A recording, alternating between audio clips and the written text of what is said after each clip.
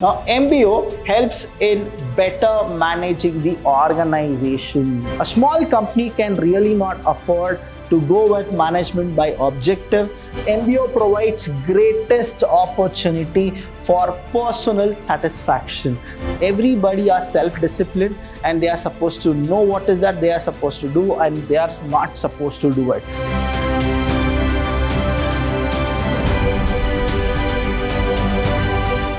Hello everybody, a warm welcome to one and all. I'm Abhilash Chandra from the Department of Commerce and Management in Vidyashram First Grade College, the Temple of Excellence. Now here in this session, we're going to learn about the same topic which we went with the second session, MBO, but the topic is totally different, that is benefits of MBO. Now, what exactly MBO is? Management by objective. We also know that what is the reality about MBO, why MBO is needed, the process, the steps and all these things we learned about it. Now we'll go and we'll check the benefits and the limitations of MBO. Now the first benefits of MBO is, now MBO helps in better managing the organization. That means when the organization will come to know what is the objective and what happens here is the management will flow very smoothly. And here organizational resources and activities, when I say, now you will only go with what? Please go back to the session 2 where I told you that MBO will actually go with the resources. That is, they will check the resources and then they'll go with the objective. So here smooth function of management will be seen. Secondly, we have is, since organizational objectives are defined very clearly in MBO, they help in relating the organizational with its environment. That means in and out about the organization will get to know what exactly MBO is dealing with. Here you need to understand the managers, they play a very important role in getting the cooperation with the other facilities which is given by the top level management to the subordinates. So you need to understand here what happens is, I'll be drawing these levels of management n number of times. The reason is the entire management process is up to top level, middle level and supervisor level. Here what happens, the top level will check the resources availability and then they'll go with what? They'll start getting the objectives. Now when they'll prepare this objectives, what happens is the middle level where the managers are there, the middle level are the people who are the managers. Now the managers' responsibility is to get what? Cooperation among the other employees.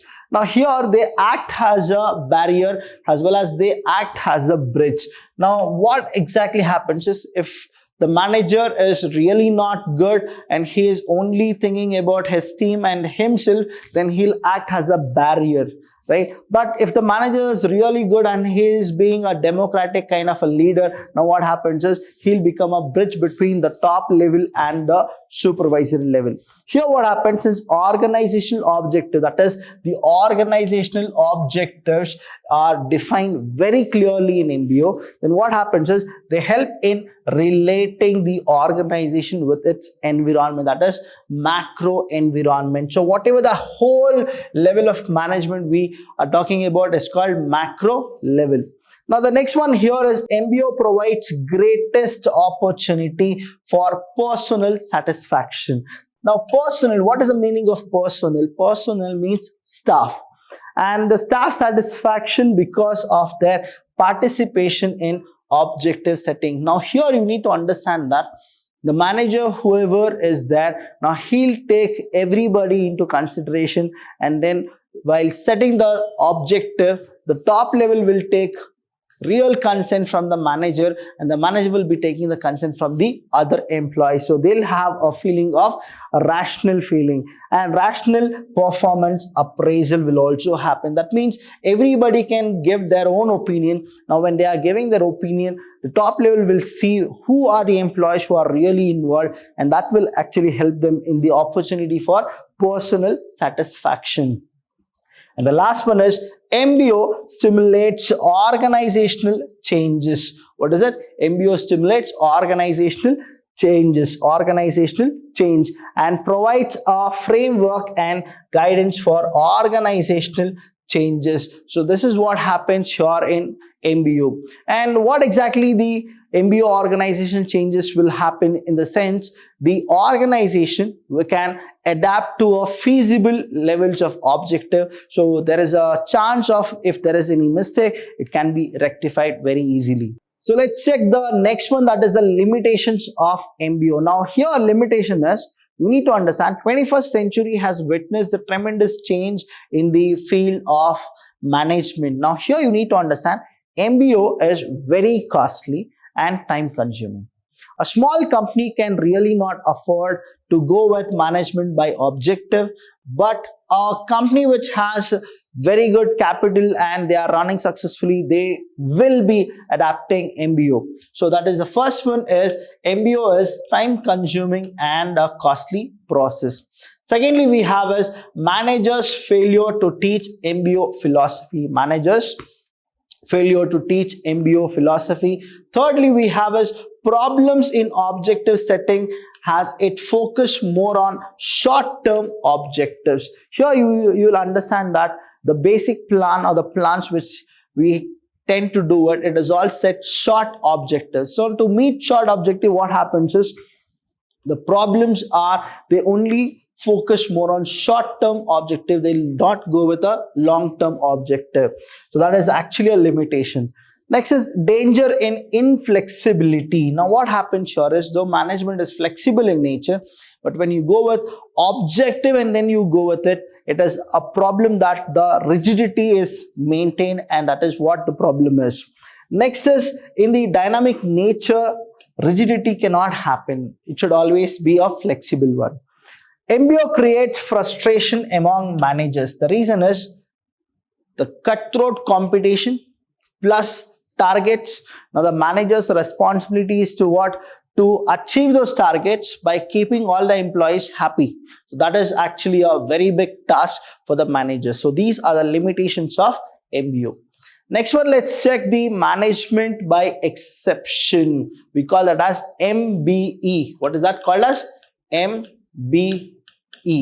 Management by exceptions. Now here management by exceptions is an employee empowerment and management style. So it is what? It is the exceptions in the sense. I'll tell you more about this exceptions in the significance and the process. You will understand better. Policies or philosophy wherein manager intervene only when their employees fail to meet their performance standards or when things go wrong. So what exactly here is, there is something called exception. Now manager will not poke his nose in all the business. He'll only come when there is a problem. That is called management by exception. Now here what happens is, it's a style of giving a self-declaration saying that the employees can do the way they want to do it, but if they fail, only then the manager or the supervisors, they'll come and they'll help the people. Now here what happens is, you will get a courage saying that you can also handle these things. But this cannot happen in a very big firm. It happens in a small firms or a firm which is in a middle level kind of a firm. So it will happen there. But in a MNC company, multinational companies, these management by exceptions will not happen in a day-to-day activity. The idea behind is that the management attention will be focused only on those areas in need of action. So here what happens here is, the manager will not actually focus on all the aspects. He'll focus on the place where he really wants to get focused. And here you need to understand that everybody are self-disciplined and they are supposed to know what is that they are supposed to do and they are not supposed to do it. So here the manager is free and he feels that he'll only intervene only when the employees want him to come for the rescue. Let's go with significance of MBE. The first significance is proper and timely decision making and appropriate flow of action and employees activities. Now when manager is not there, what happens? Understand, when a faculty is not there, how the students behave, right?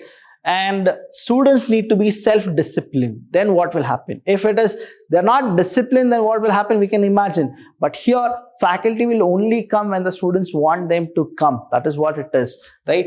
The next thing is better utilization of managers' time by bringing to their attention only those conditions that appears to need managers' action. So that means what? Here, manager will not just come for each and every activity. Manager will only come only when there is a need. The next one is easy identification of discrepancies. Now here what happens is, easily we can know who has done what.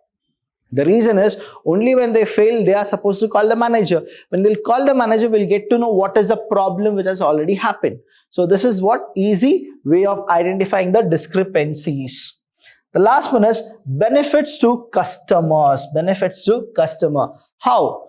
Since MBE makes it easier for the business to grow and improve its service rather than use valuable resources on routine tasks. The reason here is why it is helpful for the customer is the customer will not get any product more costly. The reason is MBE, if they go with it, they can save more money here itself while making the product. So these are the importance or the significance of MBE. And the last topic here we have is process of MBE, that is step which is involved in the process. The first process is whenever you go with MBE, you need to first identify. So what is it?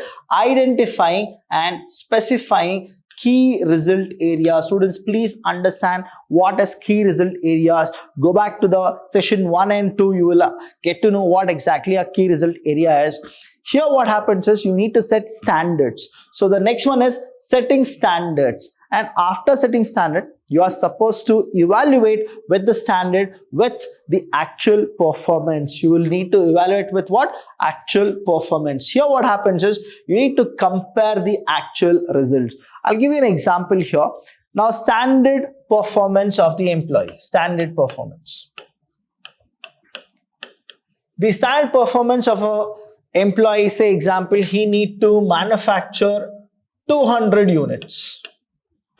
Okay, he need to manufacture how much? 200 units. But exceptionally, what has happened is actual performances, say it is only 150 units he has manufactured. Now there is a deviation. Now what is a deviation? Let me tell you how to calculate this deviation.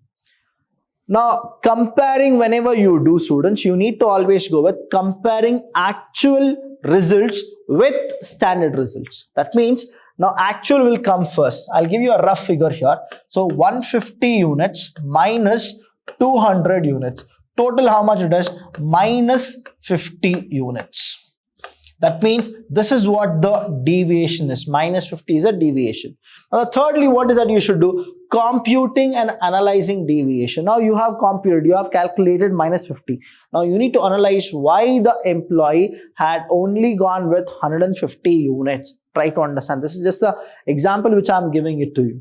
Later, you are supposed to know identifying critical deviation in key result areas. What is the longest time taken? That is called critical deviation in KRA. Then last thing is you need to strategize. You need to strategize and take corrective actions. Only when you take corrective actions, then what happens is next time whenever you tell your employee to do the work, instead of 200 as a standard if you have put, they'll always go with more than 200, but they'll not come less than 200. The reason is what? You have done the process of MBE properly. So these are the process which helps the MBE to achieve its goal. Thank you so much. If you have not understood, please go back to the video again, watch it. Still, I'm always there to help you students. I'll see you when I see you. Thank you.